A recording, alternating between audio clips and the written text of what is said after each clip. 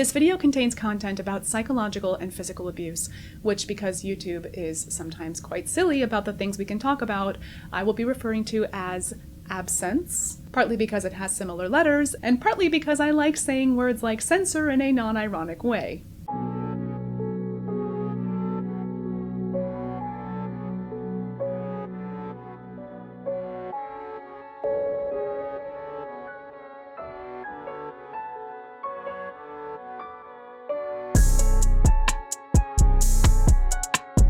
I have just realized that the wall is the same color as, like, my skin to my shirt. I can't unsee that. Welcome back, delightful renegades. My name is Kate, and today we have a lot to discuss. I'm mostly going to be talking about the way that classical musicians grow up, upper class aesthetics and values, and what I refer to as toxic musicianship. And if you're a little bit like, what?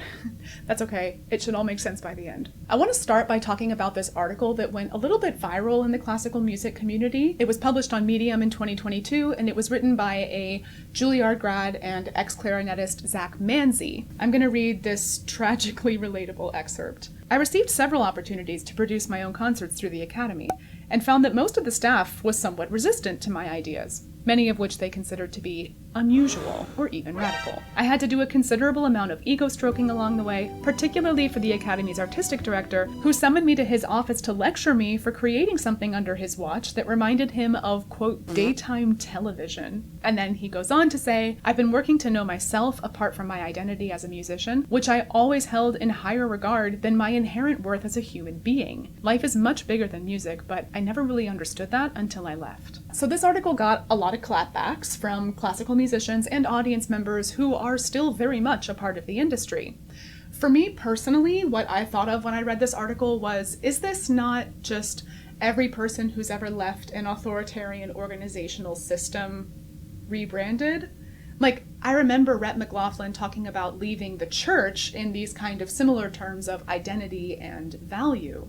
There's a lot of stories of trauma, because as people were sort of developing their identity and self-actualizing, they were doing it in an oppressive environment, and that's damaging. We also know that what the classical music industry considers unusual and even radical is like miles behind where the rest of us live on planet Earth. And even though we haven't had classical musicians talking about their identity crises until fairly recently, it's not like it's a new thing, so there wasn't really much in this article that caught me off guard. But other people read this and they were predictably a little upset by the categorization of classical musicians as egoist and this implication that they were the ones who were making classical musicians want to leave. And then there are the people who were bothered by the classical music industry receiving any kind of criticism at all, because, like, there are lots of organizations that have resistance to new ideas. It's not just classical music, and just because there are people in the industry who are like that, why should that mean that everyone gets lumped into this group of, like, snobby people? This commenter posted a comment criticizing the author, saying, I applaud your decision to leave your profession in the classical music field. It obviously wasn't satisfying you. You should leave the profession to make room for the people who are dedicated to tackling this challenge so they can try out their fresh ideas. There's nothing wrong with the music or the art. And I get it. I get where these complaints are coming from, and I appreciate that knee-jerk reaction to defend something that you love. But as someone who has very recently escaped the classical music bubble and cannot stop criticizing the industry, and I mean that in the most get-a-therapist way possible, I understand what Zach is talking about. Because, yes, there is a subset of people in the classical music community, mostly in the leadership and patron circles, who position themselves as, like, these purist gatekeepers. They're infatuated with this idea that there's a correct way to perform and enjoy classical music, and they use that identity as a weapon to accept or reject people based on their own niche interests. It makes me think of an article that was written by Chris Lloyd, who's a concert pianist in Berlin, for the Interlude in 2019. He writes, so what is the cause of this perceived elitism? The only possible source is from those who own classical music. That is, the audience, the patrons, the sponsorship and funding bodies, the aged folks who shush and occasionally turn to physical violence to shut up the uninitiated on the rare occasions they venture into a concert hall. These classical music elitists at their worst are akin to the far-right nationalists who complain when immigrants enter their country. Like any culture that perceives a threat to their way of life, they are primarily concerned with isolating and protecting what they deem authentic, even though there's a wealth of literature that proves 21st century concert etiquette has nothing to do with historical accuracy, and are unwilling to open themselves to the possibility that other opinions and cultures may have something to offer. So we're going to get into all this in just a second, but first, if you like these kinds of videos about deeper examinations of the classical music industry, please consider giving this video a like. It really does help me to understand what you guys like and then to create the content that you actually want to consume. Okay, end of me sponsoring myself.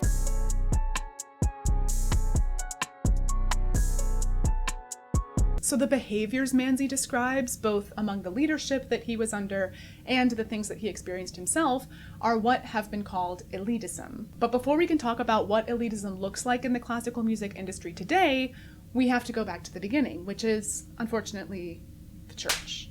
So, starting in about the 10th century, Western Eurocentric music was split into two categories: sacred, having to do with Christianity, and secular, heathen music. The secular music was mostly like what we associate with Renaissance fairs, one-man musicians like playing lutes and wandering from village to village, your basic town troubadour. The doctor give me rum, 'cause a beaver ate my thumb. Wow! In very reductionist terms, those are the roots of most non-classical music today. The church, meanwhile, was the seat of all power, and as the owners of basically everything, including royalty, they had a lot of money. And with that money, they could not only employ multiple musicians and composers at a time, but they could also educate them. And that education finally allowed music to start showing the first signs of classical music as we know it today. Polyphonic, written down, very little importance on original performers. As Drs. Bompani and Carteret summarize in their book, Music and the Human Experience,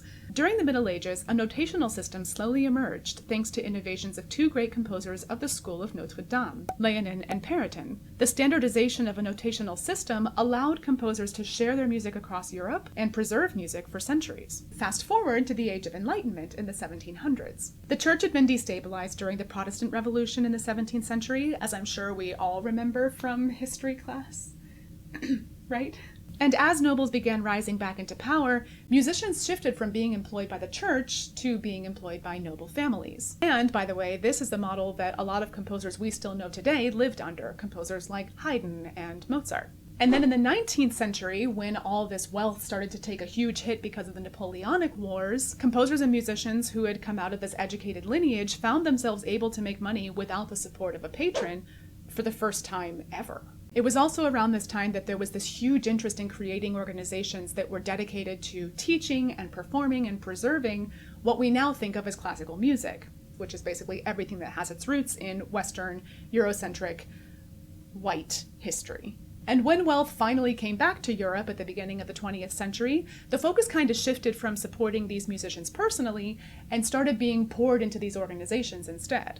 The classical music community hence grew from this, tiny group of religious musicians to becoming adopted by the literal elite. So we'll compare that elite to the owners of classical music today. The only thing they really have in common is the ability to use their wealth to influence what classical music is performed when and how it's distributed. They're these individuals who have significant discretionary funds that they essentially purchase organizations and musicians with, because without their money, the organization would go bankrupt. According to a 2016 New York Times article, there is a stark reality increasingly facing American orchestras. They are now charities, relying more on average on philanthropy than on the ticket sales that used to buttress them. While orchestras have always required subsidies, whether from monarchs, the church, governments, or patrons, the balance has shifted to the point where they generally get more revenue from donations than from selling tickets. In 2013, for the first time, ensembles no longer earned a majority of their ticket revenue from the subscription packages they have depended on for decades. So, assuming I understand correctly, the classical music industry has never intentionally set out to cater to society's elites. It's just the way it's survived for over 1,000 years. There may be some truly wacko classical musicians out there who are actually trying to keep classical music away from the masses, But most of the content that I've seen tends to focus on classical music's differentiation between ownership and audience. But just because a system doesn't mean to be exclusionary, doesn't mean it isn't. As NBC News reported in 2018, most classical music professionals in major symphony orchestras around the country are white, according to the League of American Orchestras. That includes well-known conservatories like the Juilliard School, the Curtis Institute, and the New England Conservatory, to name a few. As a result, America's orchestras aren't as diverse as the cities they serve. African Americans make up 1.8% of orchestras nationwide, while Hispanics make up 2.5%, according to an industry-wide study. There's also a huge lack of diversity in the patronage of classical music, both in race and age. And I think even people who aren't outwardly exclusionary, there's a culture around classical music, like the lingo and the behaviors and the things that people think you should know, that tends to fall into this, like, there's a correct way to enjoy classical music mentality, which ends up turning into a breeding ground for elitist thinking. Also, I don't want to diminish the importance of talking about racial disparity in classical music. It's a huge topic, so I'll probably make a video about that in the future. So what I've just described to you, delightful renegades, is what I consider to be modern patronage, which, when combined with the institutions and the classical musicians themselves, makes up the classical music industry. And that is both what and who this article was talking about as the powers that be. The article goes on to clarify, as I continued down this path of exploring new, more effective ways to create concerts, I found the powers that be in classical music didn't know how to show up and support meaningful change. Or perhaps they weren't really that interested. The priority was bending certain truths to engage donors so that leadership could raise adequate funds to survive until next season and then do it all over again. Modern donors and leadership exist in boardrooms, patron dinners, sponsor events, and other donors-only spaces where they can rub elbows with the artistic directors and the conductors that they are funding. As Manzi put it, organizational ecosystems of orchestras seem to share common characteristics. Chief among them, this tendency of leaders to steamroll collaboration and creativity. It seems that before even attempting to bring design work into these ecosystems, leaders would need to place community needs above their own egos. Board and staff members would need to stop blindly obeying the whims of artistic leaders, and arts organizations at their cores would need to develop creative processes that truly put serving the intended audience first. So from the perspective of the industry as a whole, there seems to be this line blurring between money and organizations and patrons and leadership and musicians and the audience. Did I forget anyone? Who all together keep this culture of classical music elitism alive. There's a lot of self-congratulation for sacrifice without the acknowledgement of privilege, and romanticization of being part of high art in a failing industry, but that being okay because at least you're still part of high art. Now, again, this is not everyone in the classical music industry. However, the reality is that this is the narrative the classical music industry is pushing. So now that we're more familiar with where the classical music industry came from and how it operates, let's pivot to the musicians themselves.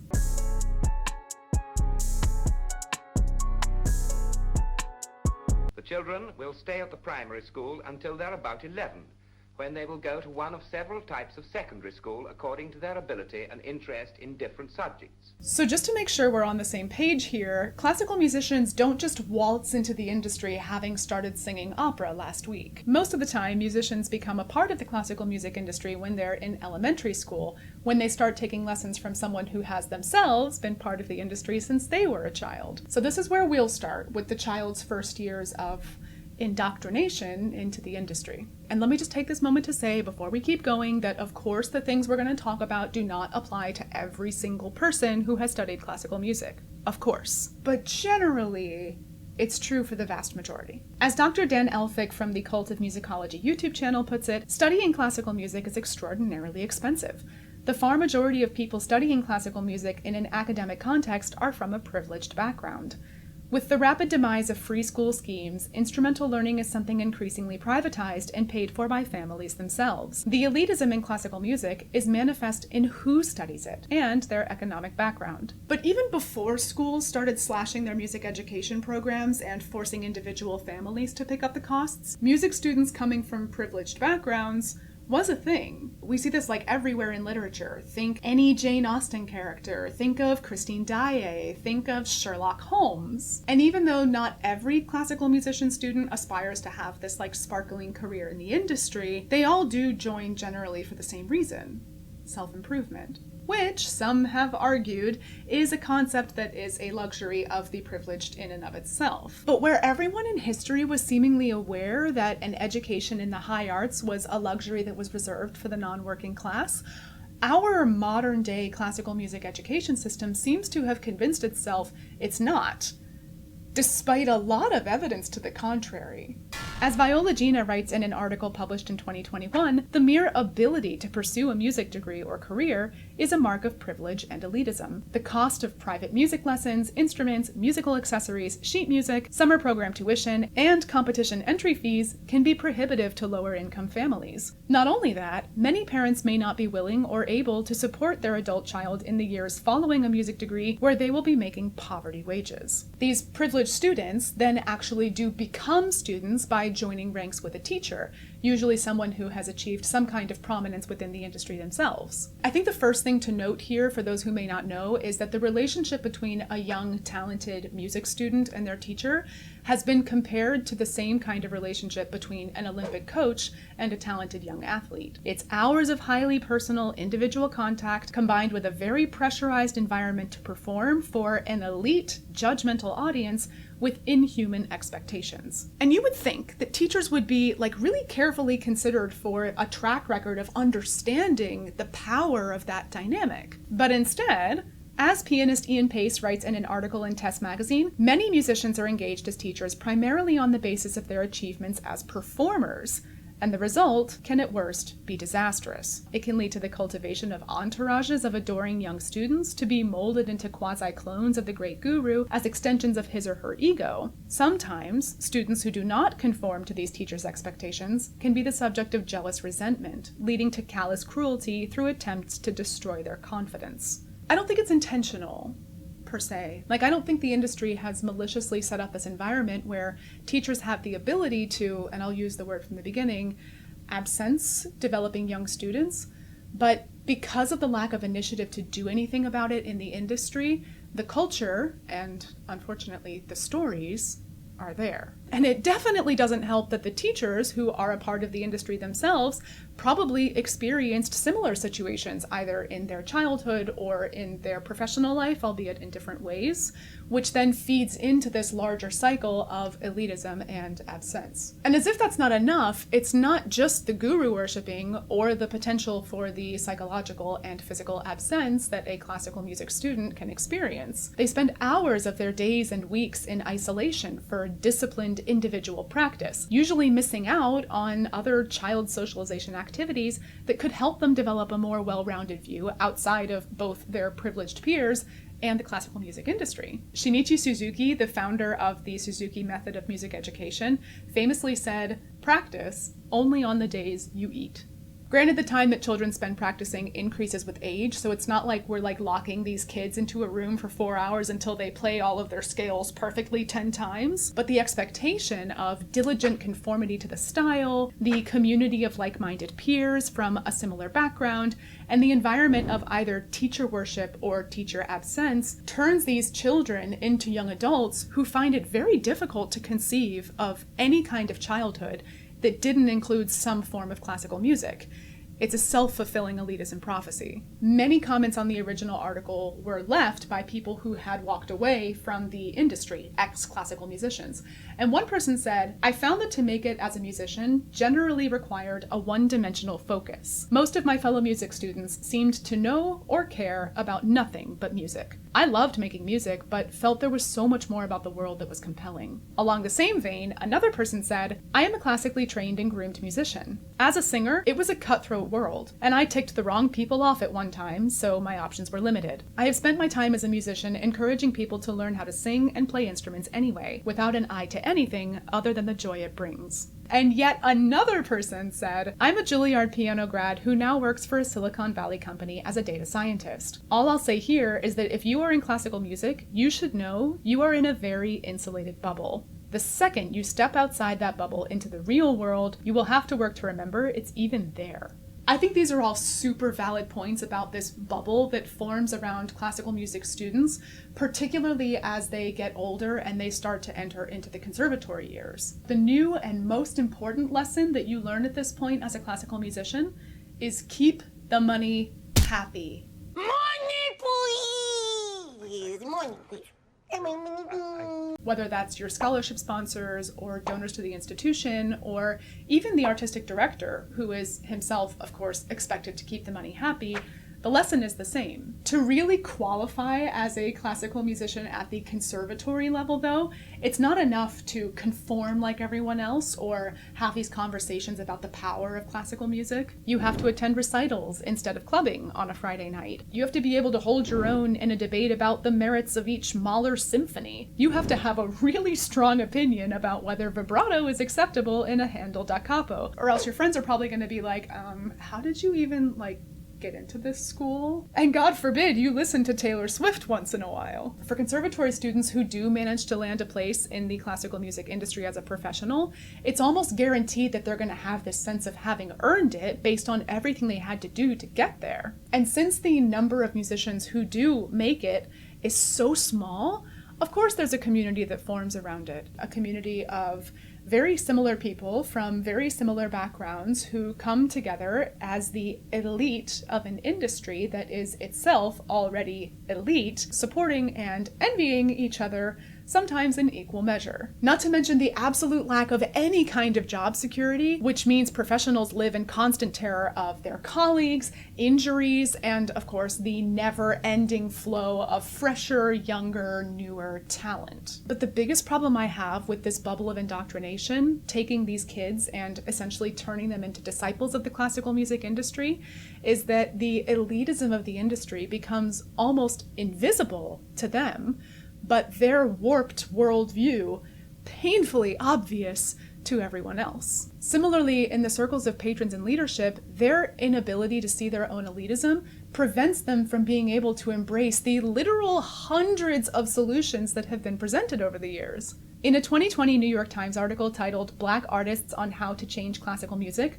9 professionals gave advice on how the industry might be transformed away from the white-dominated elitist field it is today. As conductor Roderick Cox put it, "I would like changes to be made in how we train musicians in conservatories and universities. A lot of our thinking and our perceptions of what's good music becomes indoctrinated at that stage. I say this because even though I'm a person of color, I was guilty of not being accepting of new voices and styles outside of Beethoven, Schumann, all the usual music of the past. When we start with preconceived notions, we limit ourselves." But anyways, I think this bubble of indoctrination is only to be expected when you have an industry run by the elite, for the elite, with the elite. It only makes sense to teach your performers that they're elite as well, even if they don't believe it. Most musicians are actually quite humble. Oh, we're humble. We're also just nervous about playing the music. Yeah. I can't even think of someone on the top of my head who was seen as an elitist. Especially in today's society, a lot of us feel kind of inferior or left out from the big social narrative. We don't feel superior or No, elite. we feel a little bit disconnected. Yeah. If anything. And this makes me a little nervous for classical musicians who are in the industry. This misalignment that they are part of this very elite force, combined with a crippling self-doubt and imposter syndrome that was instilled by the same institution. All the discipline for what? Just want to be perfect. You what? Want to be perfect.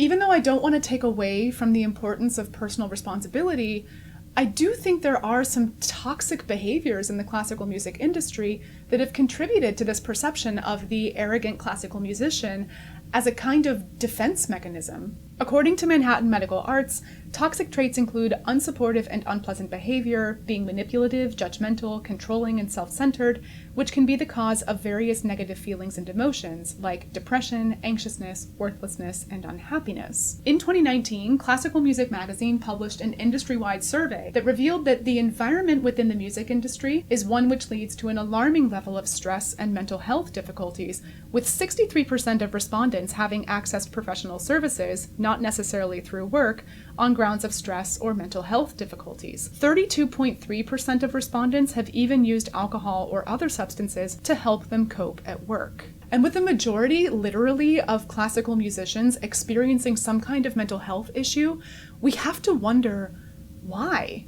Is it the low income, the lack of job stability, the stress of the gig economy, a lack of time for more relaxing activities, or other factors that frankly affect musicians of most genres, if not actually just the entire class of self-employed people in general? Or is there maybe something more specific to the classical music industry itself? One anonymous Reddit user took to the site in 2020, letting loose a diatribe against the industry that drew some frankly demoralizing amounts of Me Too responses. Classical musicians seem to have this complex surrounding toxic behavior and suffering because of your art. Overworking yourself is expected in most cases, and often required in the eyes of most of your superiors. The head of a certain department once brought a large group of young musicians together to lecture about being a musician. This person, I shit you not, told us we were musicians first, people second. To illustrate their point, this person said that they would willingly miss their own son's wedding for a fucking rehearsal. This was brought up to deter us from ever having any excuse as to why we would need to miss a rehearsal or concert.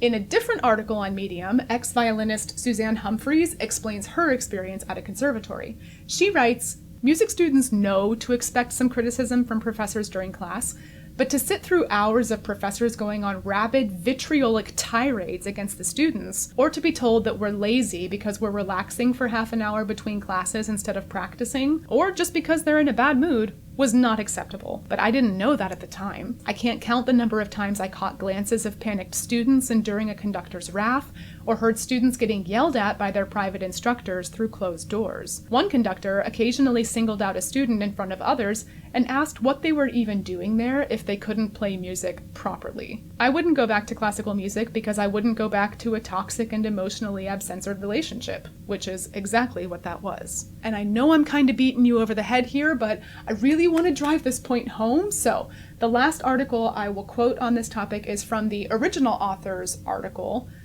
in a follow-up piece that he wrote. The end has primarily involved attempting to separate myself from my identity as a musician, which has led to my understanding that I've let my talents and abilities define my worth. There were times in my adult life when I literally thought being a musician was the only interesting thing about me. I'd convinced myself I could not give up that identity because then nobody would want me. I thought worth came from being admired for the things I did, having talent, and creating something beautiful in the world, and ultimately, my career choice. Ending my career has become synonymous with ceasing to calculate my worth by the sum of my achievements, in classical music or any career path.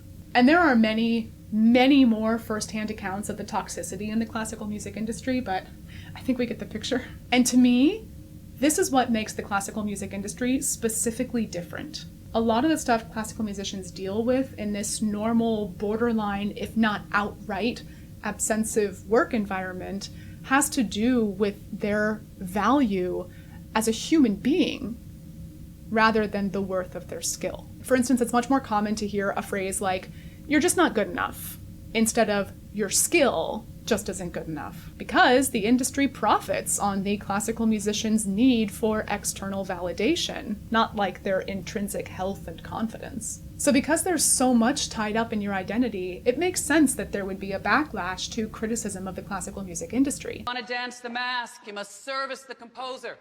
You gotta sublimate yourself, your ego, and yes, your identity. To many classical musicians, it doesn't feel like informed and healthy debate.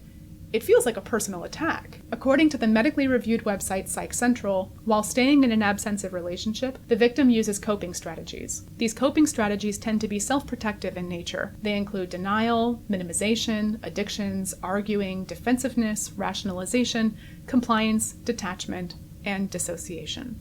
These are the kinds of behaviors you see in a lot of classical musicians when it comes to their course of study or their profession. In a way too close to home article for The Guardian called What I'm Really Thinking, the Orchestral Musician, the anonymous author writes, "The person on my right had an affair with the person on my left, and the ex sits close by. We all spend 6 hours a day together on average. Most people around me have had affairs, abuse alcohol, or smoke. The working conditions are grueling enough that people develop coping mechanisms. It's a hugely toxic environment." Going on to reference other classic coping behaviors like detachment and dissociation and denial in the rest of the piece. So without the context of what these classical musicians have had to endure for the majority of their lives, it's really easy to interpret these self-protective behaviors as toxic, hence toxic musicianship.